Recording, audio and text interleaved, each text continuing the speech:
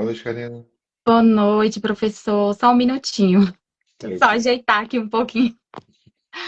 tranquilo. Tá enquadrado aí certinho? Ah, Tá, aqui né? pra mim tá. Uhum. Ah, então tá tranquilo. Pra mim tava aqui bem cheio aqui na tela. Boa noite, pessoal. Professor Jader, vamos aguardar uns minutinhos só para o pessoal chegar, né? Tá bom? Tranquilo. Fala aí, professor, quais são as novidades que tá acontecendo aí? Novidades? Temos muitas. Temos muitas novidades. Muitos treinamentos. Temos livros saindo aí agora no mês de julho. Então, tem muita coisa legal acontecendo. Tem muita coisa acontecendo e muita coisa para acontecer, né, professor? Isso, tem a pós-graduação, né? A pós-graduação que a gente faz parte, que vamos ter aí vamos ter um curso, né, online, já de iniciação ali para o pessoal que tem interesse, também que vai conhecer a nossa pós-graduação. Então, esse mês aí de julho temos bastante novidade para o pessoal. Dos dias 28 a 30, não é isso, professor? Isso mesmo. Então, vai estar lá no canal da Escola Mineira de Direito, né, e a gente vai estar tendo o nosso evento lá. Então, Ah, dos dias ali 28 a 30, né? Vamos estar tendo nosso evento pela noite, encontros pela noite, então vai ser bem legal. olha aí que Ó, o maravilha. professor César Vanderlei colocou aí muitas novidades.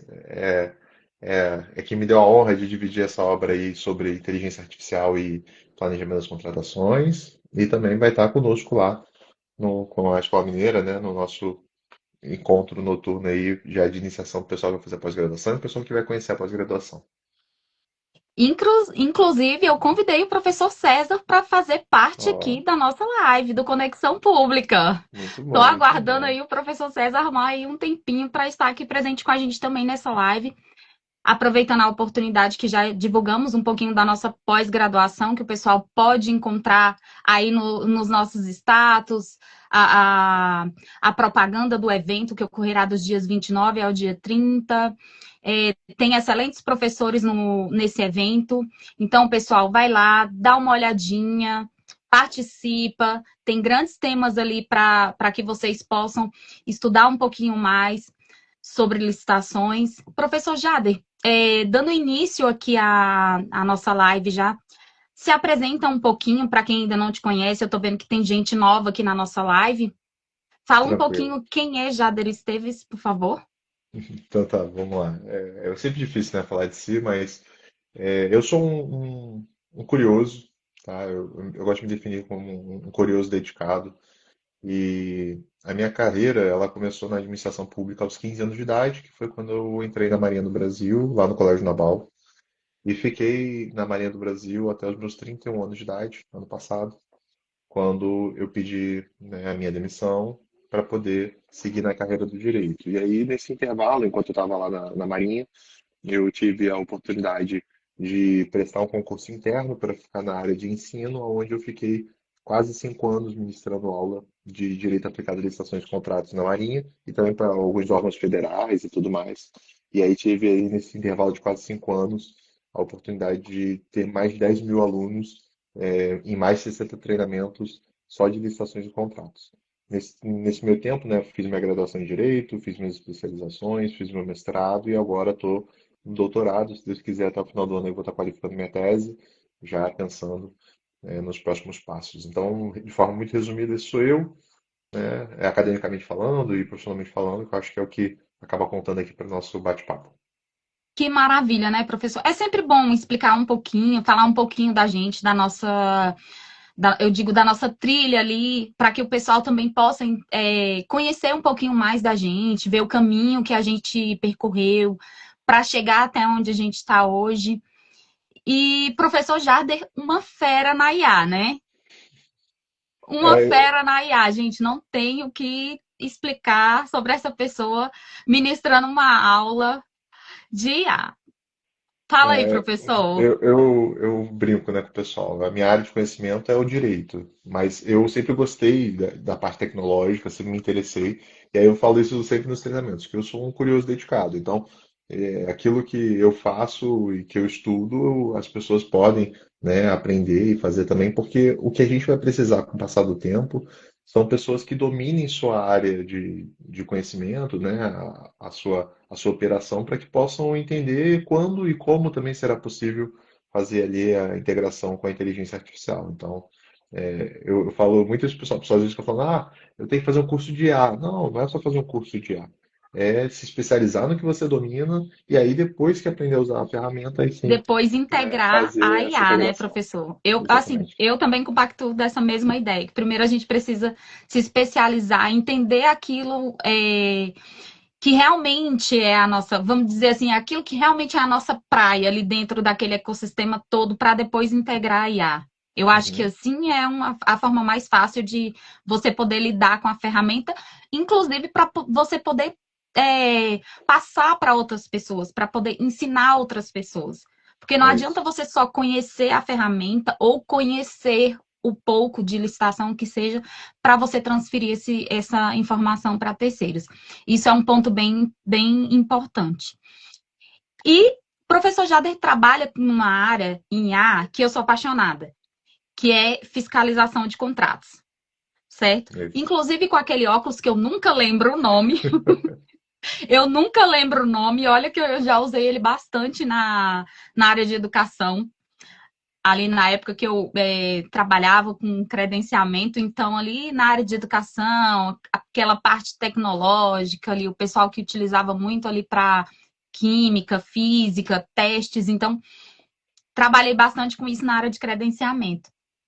Mas o professor Jader é fera nisso, em fiscalização, que é um ponto muito importante, um avanço muito importante aí nesse ambiente das contratações públicas. E hoje nós vamos falar sobre fiscalização de contratos advindos das plataformas de marketplace. Professor, quer fazer uma introdução sobre esse assunto para a gente? Com certeza. Vamos lá. Gestão e fiscalização de contratos é uma temática que, por vezes, acaba sendo negligenciada, seja pelo operador, né, do direito, ou seja pelo próprio legislador. Quando a gente pega as referências normativas que a gente tem, né, que a gente já tinha lá na 8666, e a gente olha para o que temos hoje na 14133, a gente vai perceber que temos poucos artigos que tratam diretamente da atividade fiscalizatória e deixa tudo muito a cargo da regulamentação infralegal.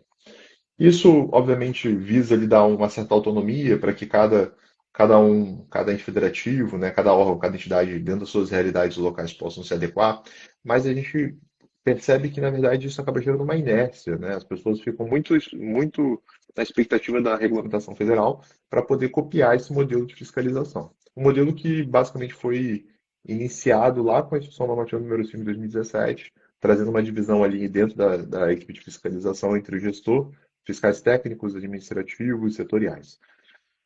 Qual o problema prático disso? O problema é que cada ente federativo, cada órgão, cada entidade tem sua própria realidade, às vezes não cabe esse modelo super segregado que a União adota, nem dentro da própria União isso às vezes cabe.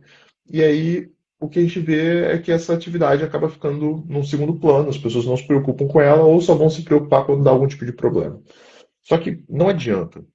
A contratação pública, ela não tem um fim em si mesmo, né? A contratação pública, ela visa garantir, né, que a política pública aconteça, porque não existe política pública sem contratação pública.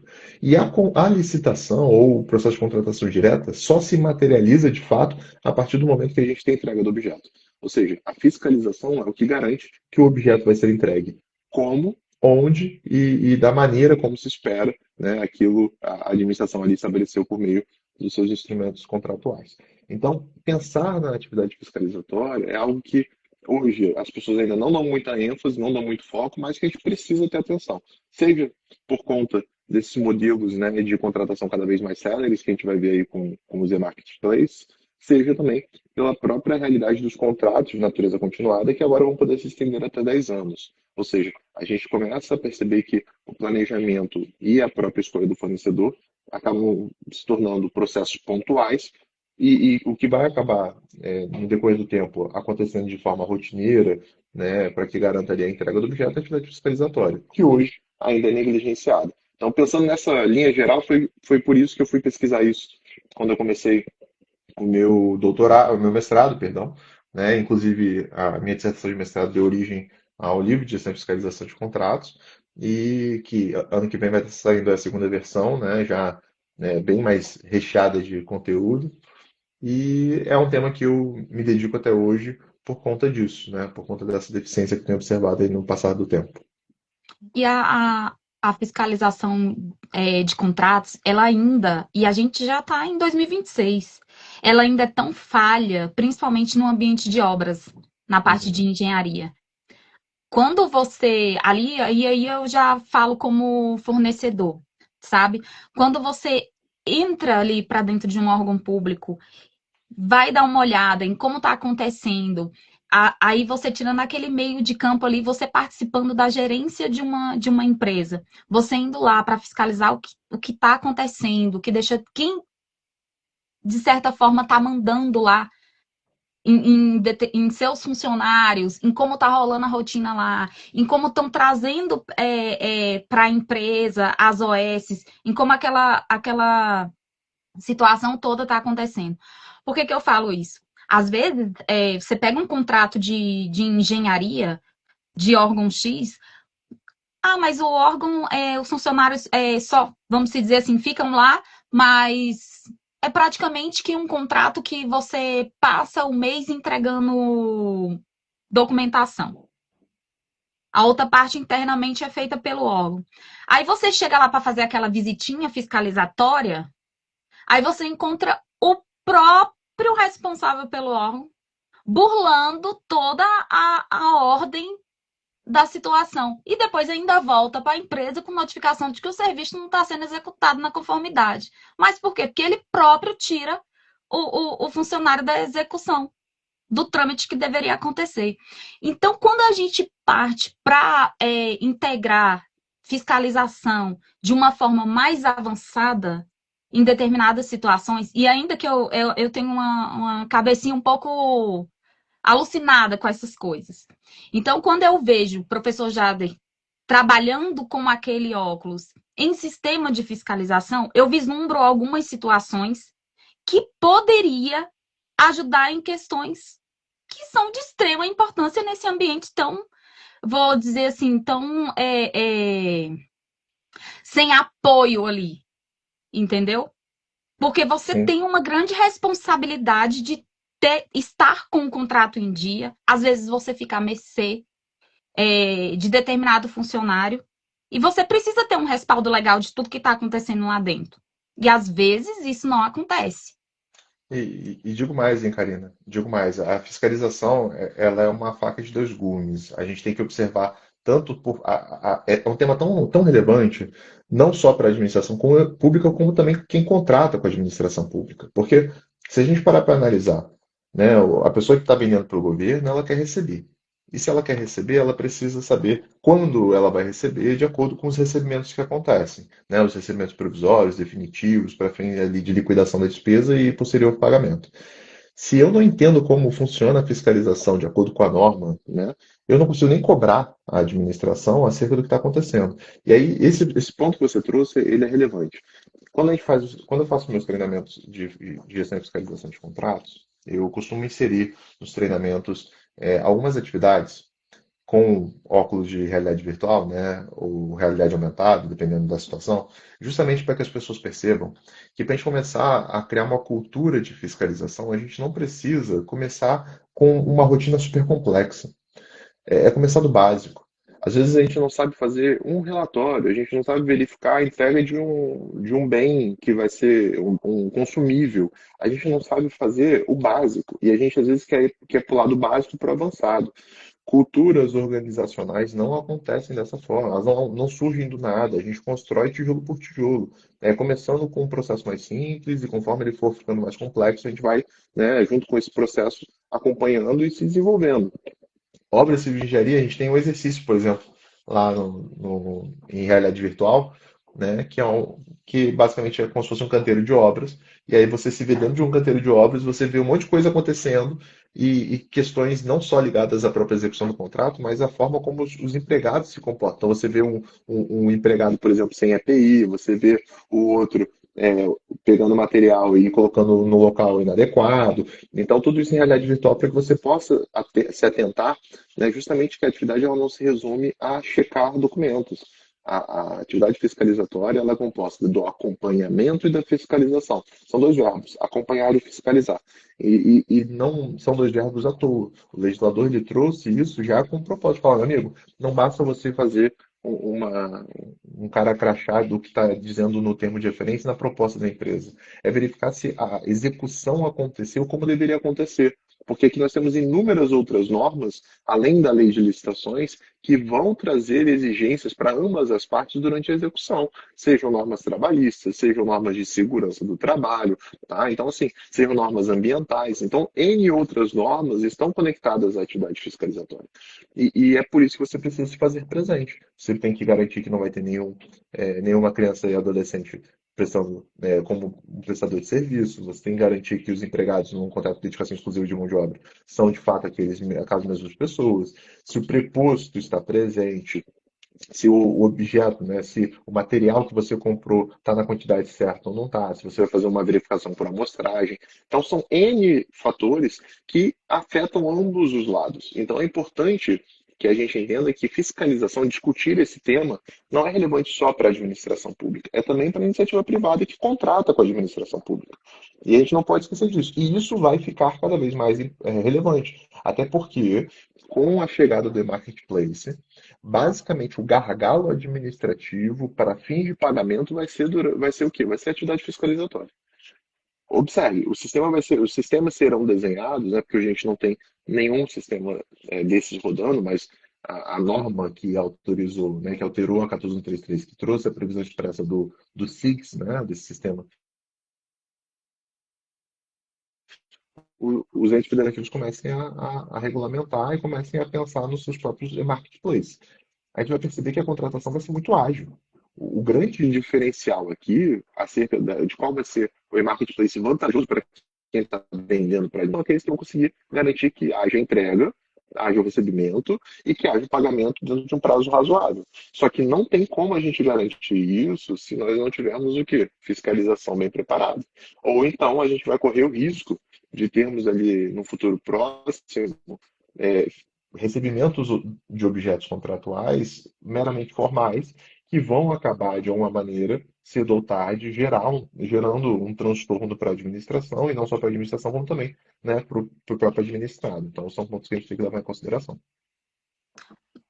E assim, professor Jader, foi um grande avanço essa questão da tecnologia em si, entrar para esse ambiente, seja aqui no e-marketplace, seja ali ainda aqui no âmbito da engenharia para gente, porque eu já estou na engenharia na prática, então assim, eu sei o quanto é complexo você controlar um contrato de engenharia ali na prática para você trabalhar com o pessoal da obra e você saber controlar aquilo dali, manter funcionário utilizando EPI e o órgão de comunicar que o funcionário não está utilizando aquele EPI e virar aquela bagunça toda. E vocês entregaram EPI, tá ali bonitinho o documento de entrega do EPI, o funcionário não querer utilizar. Então você imagine que a empresa fazendo a utilização de um material desse, o quanto que não vai utilizar. E aí eu te digo mais, isso não só no âmbito em si de contrato, eu te falo que até na própria empresa. Porque eu trabalhei em uma empresa onde existia uma obra dentro da empresa, e aí falava assim, gente, os funcionários daqui receberam EPI, cadê os funcionários utilizando EPI? Aí um dia eu surtei, porque o homem estava numa altura, sabe, assim, que não tinha condições. E eu olho, ele tava numa taubazinha daquela, dessa finurinha, pendurada, embaçando. Aí eu falei bem assim, pelo amor de Deus, desce daí agora.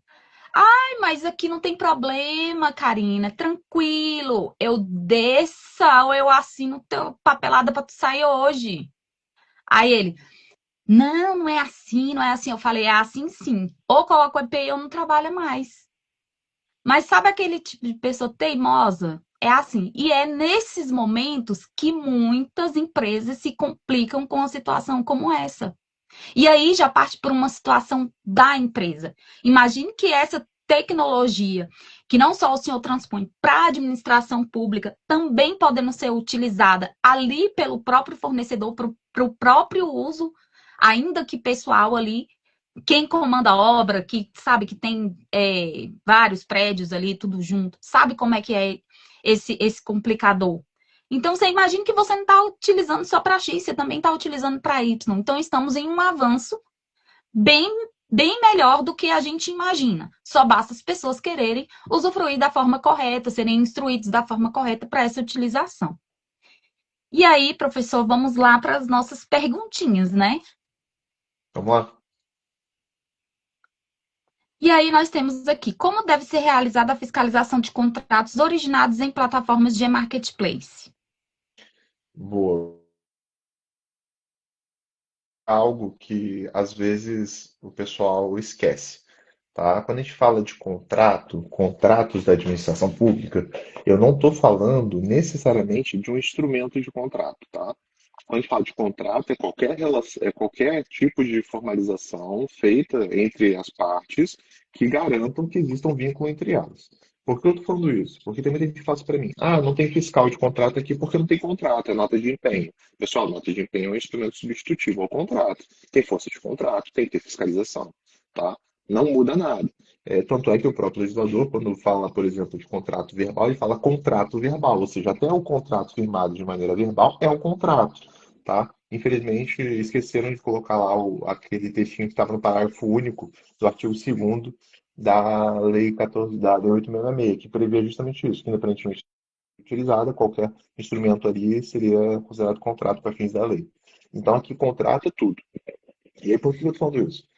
Aqui não vai ser diferente. Se a gente está falando de um marketplace, possivelmente a gente não vai ter um instrumento de contrato, tá? Pode ser que em alguns casos sim, mas via de regra não, a gente vai ter um instrumento substitutivo, nem por isso nós vamos abrir mão da atividade fiscalizatória. O que temos que ter atenção aqui é o seguinte: os regulamentos vão trazer uma conduta, uma linha geral de como que deve ser feita essa fiscalização, né? Mas eu agora já vou me antecipar, talvez alguma outra pergunta, mas só para deixar já pontuado que é o seguinte: se eventualmente a gente tiver lá um normativo que trata do e-marketplace e a gente tem um normativo só de fiscalização, em tese, normativos de mesma hierarquia, né, com especialidades, com especificidades diferentes, a gente vai olhar qual é o mais específico, né, o mais especializado. Então, via de regra, a gente vai olhar qual é o normativo geral sobre fiscalização, que vamos complementar com aquelas previsões que estão ali no normativo da Marketplace, tá? Pelo menos é o que eu defendo. Mas, de qualquer forma, a gente não vai ter muitas diferenças acerca do rito processual de fiscalização, que é justamente o acompanhamento, a fiscalização, né, a instrução processual, posteriormente também ali, né, toda a documentação ligada ao recebimento e se eventualmente a empresa vier a cometer algum tipo de infração também, né, iniciando ali um processo de apuração e possivelmente de aplicação de sanção. Então, isso aqui não muda, tá? Só que ele vai ter que ser mais dinâmico, porque é o que se espera, né, de uma plataforma digital que faça esse tipo que tenha esse tipo de formato de contratação. Ou seja, eu quero vender mais rápido, mas eu também quero receber mais rápido, né, até para que essa operação seja sustentável. Ainda que a gente ali trabalhe ali dentro do Six, ou vou falar da forma que eu tenho utilizado, que é o Compra Simples do portal de compras públicas.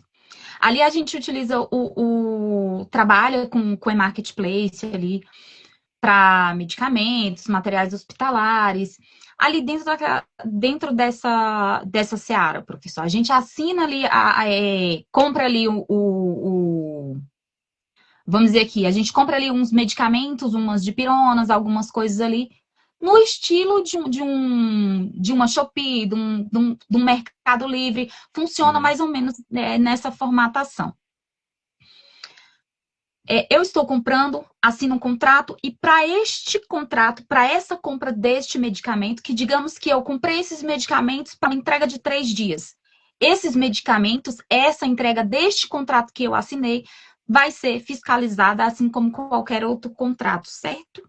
Exatamente, não muda nada, né? E atenção, atenção, eu tenho Eu tenho conversado isso com alguns professores, né, algumas professoras que eu gosto de trocar figurinhas sobre gestão e fiscalização. E, assim, não há consenso, mas eu vou dizer o que eu penso hoje. Pode ser que no futuro minha opinião mude, né? A gente tem que estar aberto para ouvirmos outras opiniões e também, se for o caso, mudar o nosso posicionamento. Mas hoje, pelo Até que porque eu. é tudo novo ainda, né, É, professor? tudo novo. A gente está discutindo algo que está chegando agora, então muita coisa pode mudar. Mas eu já tenho visto algumas propostas de regulamento, por exemplo, saiu o regulamento, salvo melhor juízo, de Pernambuco sobre o sistema deles, né, de contratações Uhum. expressas, que eu vejo lá que eles estabeleceram apenas um rito de recebimento. O rito de recebimento de bens e serviços de forma igual, né? Ou seja, o recebimento provisório ali de forma sumária e o recebimento definitivo por meio ali de um documento, né? É um termo detalhado dizendo como é que se aquele objeto foi atendido ou não. Eu já tenho um ponto aqui de discordância, porque o rito de recebimento da lei, na minha visão, tem que ser atendido. E a gente olha lá para o artigo 140, ele não faz distinção. Aliás, ele não faz distinção como a gente contrata, ele faz distinção sobre a natureza da contratação. Então ele fala, ó, contratações de bens, recebimento provisório, de forma sumária, recebimento definitivo, por meio de termo detalhado. No caso de recebimento de obras e serviços, serviços aqui em amplo aspecto, ele vai trazer o recebimento provisório já por meio de termo detalhado. Ou seja, já é um recebimento diferente. E aí, quando a gente pega alguns regulamentos que estão saindo sobre e-marketplace, o pessoal já traz como se bens e serviços pudessem ser recebidos, por exemplo, provisoriamente da mesma maneira. Eu já vou discordar, porque a própria lei não traz essa flexibilidade. Né? E aí, é claro, mas isso quer dizer então que se for bem, eu nunca posso fazer um recebimento mais complexo por meio de um termo detalhado? Claro que não. A lei ela traz uma previsão mais simples para o recebimento provisório de bens. Então quer dizer que eu, por meio de uma norma infralegal, posso fazer com que seja mais criteriosa, né? Aquele procedimento seja mais criterioso. Agora, o que eu não posso é flexibilizar um procedimento que a própria lei já engessou. Falou, ó, tem que ser feito dessa forma, e aí eu vou trazer uma norma infralegal e falar, não precisa. Aí tem gente que vai falar assim, mas o artigo 140, tem gente que vai dizer que o artigo 140 não é norma geral, né? Que seria aplicado somente à União. Eu discordo. Né? Eu entendo que ali o artigo 140 da 14133, que trata do recebimento, é norma geral. E se aplica a todos os entes federativos, de todos os poderes. Né? Então aqui não caberia essa discussão. A gente teria que fazer uma adequação. Claro, o recebimento pode ser simplificado? Claro que pode. A lei fala, ó, os prazos de recebimento provisório e definitivo vão ser estabelecidos em regulamento ou no próprio contrato, no próprio instrumento de contrato. Então, poderia sim, o regulamento que trata, por exemplo, de um sistema de compras expressas, trazer, olha, recebimento provisório de serviços, nesse caso, vai ter que acontecer em até 2 dias úteis. Tudo bem, beleza. A gente flexibilizou, mas ainda assim seguimos o rito do 140, inciso 2. Não daria, inciso 1, perdão. Não daria para fazer essa flexibilização geral por meio de um normativo infralegal. Isso é o que eu defendo. Tá? Então, em linhas gerais, a fiscalização se mantém da mesma forma. O que a gente vai fazer aqui é, na verdade, acelerar esse processo. Então, é tornar o processo que deveria ser feito de uma forma mais rápida, tá? Mas ele continua sendo feito da mesma maneira. Pelo menos é o que eu defendo. Eu vejo assim o Six, ou que seja o compra simples, ou é marketplace no contexto geral, a formatação Uhum. que ele trouxe. Sim. Eu vejo ele como uma ajuda, como um melhor desenvolvimento social, principalmente ali no âmbito da saúde. Que eu acho que é ali o gargalo que realmente tudo que é município, tudo que é lugar do país tem esse gargalo. Principalmente se você acompanha aí essas farmácias populares que entregam um remédio pro pessoal, você vai ver o quanto de medicamento que está ali faltando. Então, assim, você trazendo um e-marketplace com essa entrega expressa de 3 dias e você poder sanar isso, ou você poder comprar ali um material que realmente vai tirar ali uma pessoa daquela fila de espera que está ali aguardando uma cirurgia por conta especificamente daquele material que está faltando ali. Então, assim, eu diria que é um avanço que não tem nem comparação com. Realmente foi uma ferramenta que criaram realmente para inovar, para tirar um pouquinho dessa, eu diria que dessa insatisfação da população com Uhum. esse gargalo, principalmente da saúde. Então, mas assim, Karine, e eu concordo contigo. O foco é esse, é dar celeridade à contratação, principalmente em determinados setores em que o processo Aham. licitatório ele tem um custo transacional muito alto e não se justifica, então não faz sentido. Mas assim, aí a gente só tem que ter atenção com relação ao seguinte, tá? Quando a gente pensa nesse sistema, tá? Esse sistema tem que ser sustentável. Para esse sistema ser sustentável, a empresa que está entregando de forma célere, né, que está ali disposta a competir por meio do sistema e baixando seus valores para poder vender isso, ela tem que receber logo. O problema maior é quando a gente começa a observar um lado fazendo a sua parte e o outro não. E essa é uma consequência natural que vai acontecer se a gente não preparar as nossas equipes de fiscalização para poderem acompanhar, né, a tecnologia. Por quê? O indivíduo vai entregar. Se o processo de liquidação, né, de recebimento e verificação ali do direito adquirido por meio da liquidação da despesa não acontecer e o pagamento consequente também não vier dentro de um prazo minimamente viável e celere, a gente vai começar a ter um, quê? Um desequilíbrio na balança. Aí sabe o que vai acabar acontecendo? A gente vai deixar de ter gente ofertando pelo marketplace? Claro que não. Mas nós vamos estar, de certa forma, trazendo ali um incentivo para o mercado que vai fazer com que as empresas que participem desse processo façam o quê? Diluam o seu risco no preço. Ou seja, a gente vai começar a ter no e-marketplace um valor de contratação cada vez mais alto. Por quê? Porque as empresas que vão entrar nessa contratação vão querer fazer o quê? Vão querer pegar e diluir esse risco ali, né, por meio de um E preço mais acaba, alto.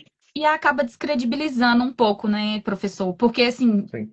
pra gente que acompanha, eu que peguei muito, assim, na parte de fornecedor, a gente sabe o quanto é difícil receber de alguns órgãos. E aí a gente tem que ficar cobrando, cobrança atrás de cobrança. E a gente tá sempre ali, já foi mandado, setor, pagar o empenho, não sei o quê. Então é sempre aquelas desculpas que passa para um setor, passa para o outro e para outro, e acaba virando uma ação judicial. Mas que vira um processo chato que não tem como a gente ficar ali, você falar, eu vou pegar realmente entrar numa licitação desse mesmo órgão de novo. Acaba que tem muito empresário que desiste daquilo, de participar de licitações daquele órgão, justamente por essa questão do mal pagador. E que é justamente algo que pode afetar o e-marketplace. Porque você Uhum. entregar em 3 dias e não receber, vai acabar virando uma ferida, né? Eu diria que vai virar uma ferida ali para o fornecedor e que não vai ter mais aquela condição de ser atendido. Imagine que isso, em alguns municípios, aconteça isso. Logo, obviamente, que vai perder aquele fornecedor para esse atendimento rápido. Sim. Então, logo isso vai perder a essência ali. Aí vai ter que voltar a ficar fazendo aquela mesma tramitação de antes porque não conseguiu não conseguiu realizar um processo de acordo com o que realmente é efetivo em lei. Comprei, vou pagar, né? Mas a gente sabe que acontece bastante dessas coisas. O professor, o Eduardo Arsênio está falando aqui. Professores, precisamos de marketplace ou estamos insatisfeitos com ritos das modalidades de licitações. Muitas vezes vemos a justificativa para o SIX pela ineficiência das licitações atuais. Vamos lá. Primeiramente, agradecer a todo mundo que está nos acompanhando, né? A professora Ana Cristina, o professor César Vanderlei, o Luiz Gomes passou aqui também, Júnior Cid, e o querido Eduardo Arcêncio também, que é uma pessoa que tem uma bagagem absurda na área de licitações, tá? Vale muito a pena conversar com ele. É sempre uma conversa muito produtiva. A pergunta do Arcêncio ela é muito pertinente, tá? Por quê? Quando a gente para analisar as justificativas, a gente percebe que por vezes a gente está mirando no alvo, né, mirando num alvo, mas pelas razões erradas. Eu não penso que o marketplace ele seja necessário porque os nossos ritos processuais não funcionam. Na verdade, é porque existem determinados objetos contratuais que a forma como as modalidades licitatórias foram desenhadas, de fato, não dá match, né? Não faz sentido porque a gente tem um custo muito alto para que elas aconteçam. O que não quer dizer que a gente também não possa melhorar o nosso próprio processo de contratação pública, né? Que é algo que a gente não pode terceirizar. Isso aí é capacitação, é treinamento, fazer a governança interna ali dos nossos setores de contratação, entendermos quais são os gargalos a nível de liderança, a nível de controle, tá? Não é só a nível de qualificação, é entender como o sistema funciona de fato e como a gente pode, quais são os gargalos.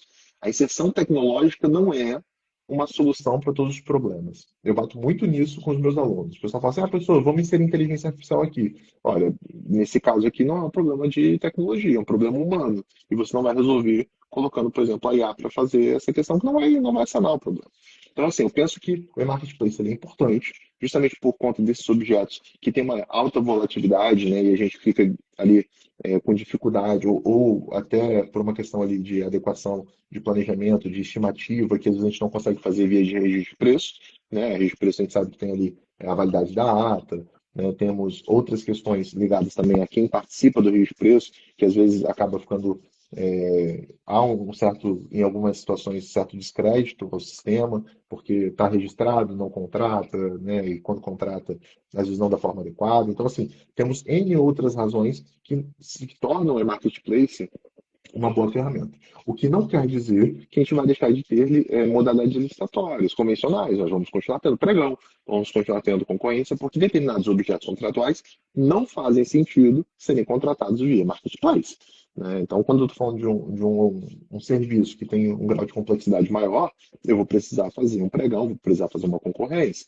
Se eu estou falando ali da compra de um material que tem muitas especificidades, tem às vezes até uma forma de instalação diferenciada, tem que ter um tipo de garantia que não torne ele padronizável, que não torne aquele bem objetivamente taxativo para que eu consiga colocar no marketplace, eu não vou ter como fazer a contratação via essa plataforma, vou ter que fazer um pregão e uma concorrência. A vantagem é que a gente vai desafogar a administração para aqueles contratos, para aquelas contratações que são mais simples, que são rotineiras, que são objetivamente padronizáveis, né, que são comuns. Então, assim, eu não vou precisar fazer um pregão, um pregão para registro de preço ou um pregão para contratação, por exemplo, de papel A4. Isso é o marketplace para resolver.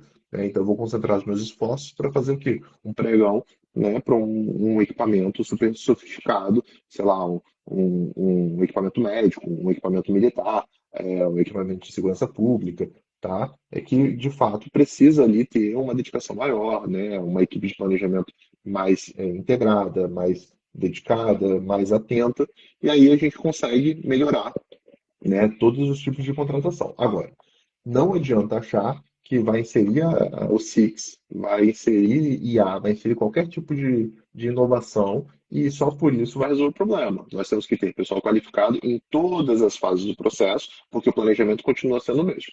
O planejamento para a gente poder inserir no marketplace vai continuar sendo o mesmo. O planejamento que eu fazer para fazer um registro de preço, eu vou ter que fazer para poder justificar a minha contratação no marketplace.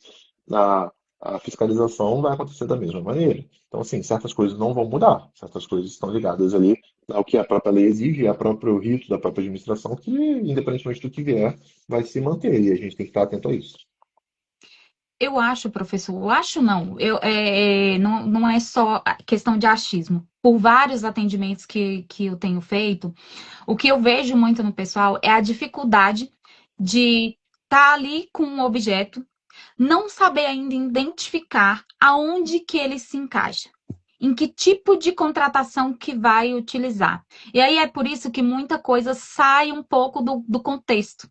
É tentando contratar algo com a modalidade errada. Então, assim, você ainda vê muito essa deficiência. É onde que a gente bate na tecla pela capacitação. Porque você sabe que precisa entender aonde você vai encaixar cada objeto. Que ali dentro do estudo você vai conseguir colocar o objeto na modalidade correta. E há quem ainda teime em colocar o objeto na contratação errada. E ainda tem essa parte. Mas aí Exatamente. você, passando por isso, eu gosto de trabalhar no âmbito da licitação, levando muito para o lado de você integrar a coisa ali dentro da matriz SWOT. Uhum. Quem, como, onde e por quê.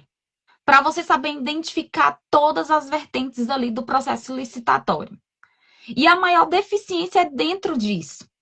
Porque você não sabe quem, você não sabe como, você não sabe onde. Entendeu? E é a falta disso que às vezes dificulta no desenvolvimento do processo.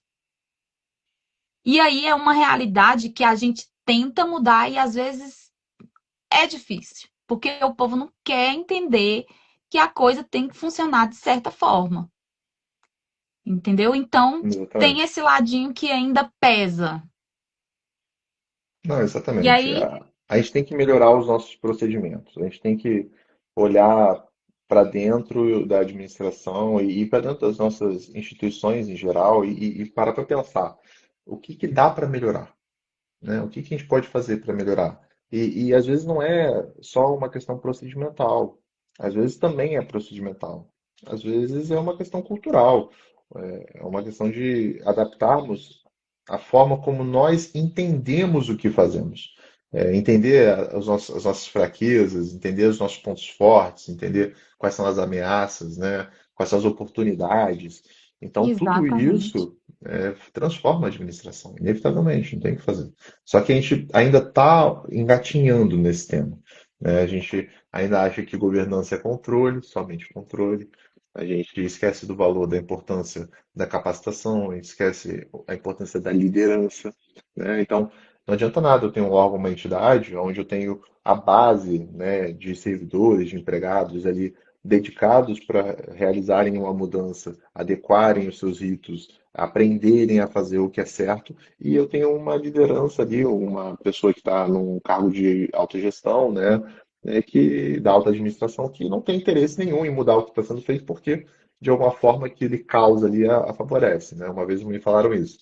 O caos sempre favorece alguém.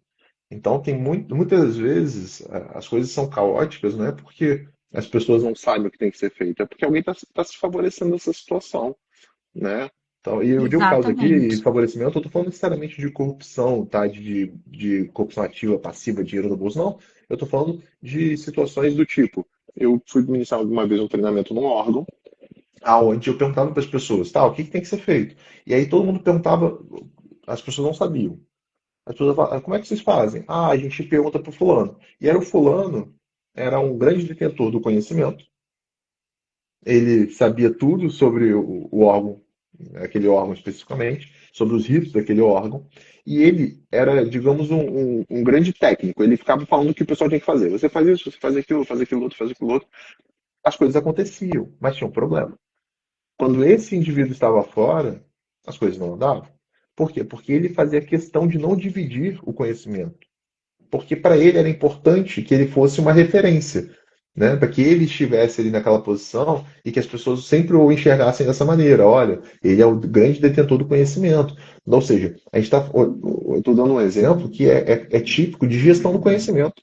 Gestão do conhecimento, a gente não tem um bom mapeamento de processo, a gente não tem um manual bem Ainda te- feito, a gente não tem um histórico de contratação bem elaborado, organizado, ou seja, os dados estão aí, ó, pulverizados, na administração, e aí quem chega vai estar sempre refém de quem já estava antes, que por vezes tem seus vícios, né, e que vai utilizar e não quer mudar. E essa pessoa não quer mudar.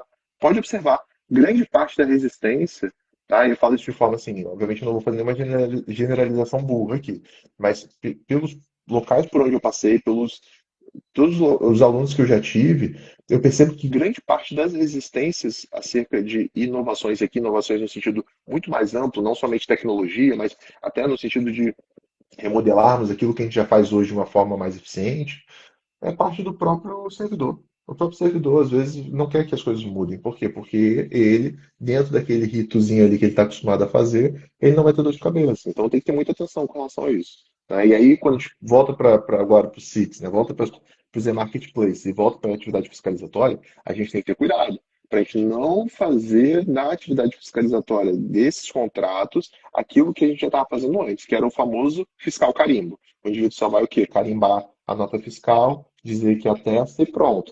Tá? Isso não é fiscalização. Tá? Isso é uma parte da fiscalização. Sozinha não representa aquilo que a administração deveria fazer de fato. o que eu vejo de grande dificuldade, na verdade, que afeta bastante essa questão, não só de fiscalização, mas do processo no todo, é a falta de organização estrutural. Não tem uma organização estrutural que seja para você realizar um processo licitatório eficiente. Tem órgão que, se você chegar e perguntar bem assim, quem é que trabalha aqui no setor X que é responsável por tal coisa?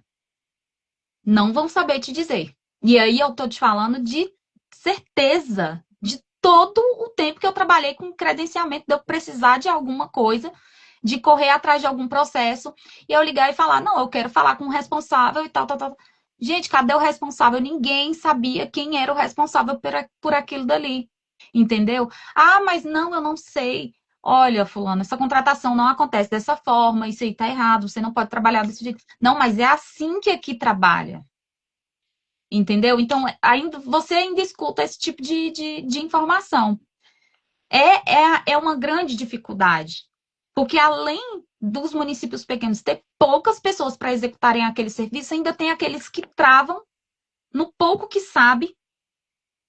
E além de travar no pouco que sabe, não tem o com quem, o onde perguntar, para saber onde está Uhum. sendo desenvolvido, para você poder achar a raiz do problema. Até porque muitas das vezes você tenta procurar e ninguém quer falar, né? Quem foi a raiz do problema. Ainda tem mais esse outro lado. Professor, Exatamente. tá aqui com a gente também o professor Davi Galvão, Luiz Gomes. Olha, o professor Flávio Sestari está aqui com a gente. Professor Flávio, Sejam bem-vindos, pessoal. Obrigado pela presença de vocês. sejam todos bem-vindos. Ó, o Flávio aqui comentando aqui, dupla nota 10. Tem uma galera aqui com a gente, a professora Ana Cristina, que você já falou. Não consigo ver todos, tá, pessoal? Ouvi alguns aqui, alguns nomes eu vou falando aqui. E agora eu vou passar para uma outra perguntinha aqui, professor Jade, onde a gente fala sobre quais são os maiores riscos encontrados na execução desses contratos e como evitá-los. Acho que a gente já até chegou a falar um pouquinho disso, né? Mas, Sim, professor sim. Jade, faz para gente uma complementação sobre isso. Então, vamos lá. Quais são os principais riscos que eu vejo hoje acerca, né? E, obviamente tudo pode mudar. A gente está falando de algo que está chegando agora, então, né, muita coisa ainda vai mudar de fato. Mas a maior preocupação que eu vejo hoje é a gente voltar à prática da fiscalização carimbo, ou seja, o indivíduo que não vai fazer de fato ali o acompanhamento, ele vai cumprir só os prazos que a norma que trata ali do marketplace naquele ente federativo trouxer. Então, não, 2 dias úteis, ele vai carimbar e pronto, ele não vai estar muito preocupado de fato em verificar o que tem que ser feito. Esse é um risco, tá? Que também vem acompanhado de alguns normativos que prevêem a possibilidade de recebimentos tácitos. Eu confesso que eu ainda não tenho um posicionamento totalmente definido sobre isso, mas eu entendo que isso é um problema, né? Que a gente vai ter que, em algum momento, sentar para conversar. Que é aquela coisa, não, o recebimento não foi feito dentro do prazo esperado, logo, é como se a administração pública, de forma tácita, tivesse recebido esse objeto. Para o recebimento provisório, eu acho que até a gente poderia discutir isso. Mas para o recebimento definitivo, eu acho complicado, né? Porque, nesse caso, a gente não tem nenhum tipo de registro que garanta que o objeto foi entregue. E aí, como é que o simples passar do tempo vai ser suficiente para isso? Pode acontecer? A gente pode colocar isso numa norma? Até pode, mas qual é o benefício que se espera disso? E outra, a gente vai ter que trazer automaticamente, na minha visão, quando houver recebimento tácito, a gente vai ter que ter apuração de conduta por parte dos agentes envolvidos na fiscalização. Porque como é que os fiscais se omitem, fiscais, e dependendo da figura, se houver, se fosse a lógica federal, né, em que o recebimento definitivo seria feito pelo gestor, sabendo que não precisa ser um gestor para fazer o recebimento definitivo, né, pode ser qualquer outra pessoa designada. Como é que, numa situação dessa, 2 agentes públicos não cumprem os seus deveres legais e aí, por conta disso, o recebimento acontece de forma tácita? Ou seja, eu posso estar tendo um recebimento de algo que não foi entregue, e aí isso vai gerar lá na frente uma dor de cabeça, porque vai gerar dano ao erário. Eu posso estar falando de um objeto que foi recebido, mas que não deveria ter sido recebido, porque tem seus defeitos, e mesmo assim nós vamos provocar ali a liquidação, porque o recebimento é o que marca a liquidação, né? O recebimento provisório e definitivo é o que vai determinar a liquidação da despesa. E aí vai gerar direito adquirido de pagamento ao contratado. Ou seja, eu tenho algumas questões com relação ao próprio recebimento. Então são esses riscos com relação ao recebimento. Mas outro ponto que eu acho que a gente tem que ter atenção é que o e-marketplace, pelo menos as propostas que eu já vi, né, na praça, né, as pessoas discutindo os regulamentos e a forma, se a gente fosse seguir uma mesma lógica que acontece hoje com a Amazon, com o Mercado Livre, etc., a- vai haver um ranqueamento entre as empresas com base na avaliação que nós vamos fazer dessas empresas. Ou seja, se eu avalio bem a empresa, ela vai estar bem pontuada, ela vai aparecer, né, para que ela possa ser selecionada. Primeiro, que aqui nós temos um risco. Qual o risco? O risco da gente ter uma distorção, né, acerca da empresa. Ou seja, às vezes a empresa. Primeiro que a gente vai ter que estabelecer, né, vai ser obrigatório a avaliação? Se vai ser obrigatório por parte da administração a avaliação, né, não vai ser facultativo, se vai ser obrigatório, tem que ter o quê? Tem que ter lastro. Por quê? Porque da mesma forma que pontuando no máximo, eu permito que a empresa consiga vender para o governo. Se eu retirar pontos da empresa, por mais que não seja uma sanção administrativa, vai ter como se vai ter caráter de sanção, porque eu vou estar impedindo que aquela empresa venda para a administração ou que ela perca ali, né, na concorrência com os seus concorrentes, né? Ou seja, eu dificulto que aquela empresa possa entregar o objeto para a administração. Então, a questão dessa variação das empresas vai ter que estar muito bem lastreado no quê? No relatório de fiscalização. E o relatório de fiscalização vai depender de um acompanhamento, ou seja, de alguma forma, todos esses pontos se conectam. E, por fim, né, a gente também não temos outros pontos aqui que a gente poderia discutir por muito tempo, mas até por conta do horário, nossa live já está próxima do fim, né? Uhum. O ponto que eu ficaria atento é com relação às sanções administrativas. E marketplace, a promessa é contratação mais rápidas. Ótimo. Contratações mais rápidas, entregas mais rápidas, pagamento mais rápido. Só que eu preciso garantir também que os processos de sanções sejam mais rápidos. Por quê? Porque senão eu posso ter uma empresa, né, que não presta um bom serviço, prestando esse serviço de forma ruim para várias outras empresas de forma muito rápida, porque o sistema vai promover essa celeridade processual. E aí, se eu não vou de forma rápida e aplico a sanção a essa empresa, eu estou, de alguma forma, ali proporcionando algum tipo de incentivo indesejado para a conduta das empresas em geral. Eu vou estar falando aqui para as empresas, olha, se você entregar rápido, mas entregar mal feito, você vai entregar logo, vai receber o pagamento e não vai ser punida, a punição vai acontecer depois, então você continua entregando mal. Porque quem entrega mal consegue entregar mais barato, né? Então, assim, é uma lógica de mercado. Se eu não tenho qualidade, eu consigo baixar o preço. E aí, por mais que a gente fale, melhor contratação, né? Melhor Aí custo-benefício, o entrega sistema material com ainda. defeito, né, professor? Aí a gente entra nessa Exatamente. questão toda. E, e gera um ônus. E aí entra naquele ponto importante que a gente estava falando da fiscalização, inclusive, porque assim, imagine só que a gente entre aí para essa parte do e-marketplace, onde a gente está ali comprando prótese, onde a gente está comprando esse tipo de material. E são materiais Exatamente. que exigem uma fiscalização, uma atenção ali para o recebimento de materiais que, inclusive, são utilizados para poder gerar um atendimento melhor, dar uma condição de vida melhor para aquela pessoa que está precisando daquele material ali, em se tratando de prótese. Aí você imagina o quanto de fraude que a gente já não teve nesse ambiente de prótese. Então você imagina o quanto que a fiscalização não vai ter que ser efetiva no marketplace para evitar justamente essa questão das fraudes, essa questão do recebimento de material com defeito, entre várias opções aí que podem acontecer, que nesse ambiente aí de materiais hospitalares, a gente sabe o quão complicado é a atuação tanto para o Exatamente. fornecedor quanto para a própria administração pública, né? Exatamente. Exatamente isso, Karina. A gente tem que entender que nem tudo é só entrega mais rápido. Tudo tem que ser feito de forma mais rápida. Desde da aquisição, né, da contratação até, de fato, Até o pagamento, né? o pagamento. E com qualidade, não é só fazer com rapidez, é fazer com qualidade também, né? Então, é Exatamente. isso. Até porque, professor, se a ideia é eu vou comprar rápido para sanar um problema que eu tenho, a empresa tem que entender que ela tem que entregar um produto de qualidade e a administração tem que entender que ela tem que pagar pelo aquilo que ela está comprando no prazo correto, no prazo hábil. Não adianta só querer comprar e não adianta só querer vender. Tem que fazer as duas coisas de forma eficiente, tanto um Sim, quanto o outro. Com certeza. Professor, tá chegando aqui o finalzinho da nossa live. Queria só que o senhor fechasse aí pra gente aí com, vamos dizer assim, com chave de ouro, né? Porque live com o professor Jader Esteves não é qualquer live, é a live, é um conteúdo de primeira. Então vamos lá, professor, fecha pra gente aí esse conteúdo pra gente poder ir se despedindo do pessoal.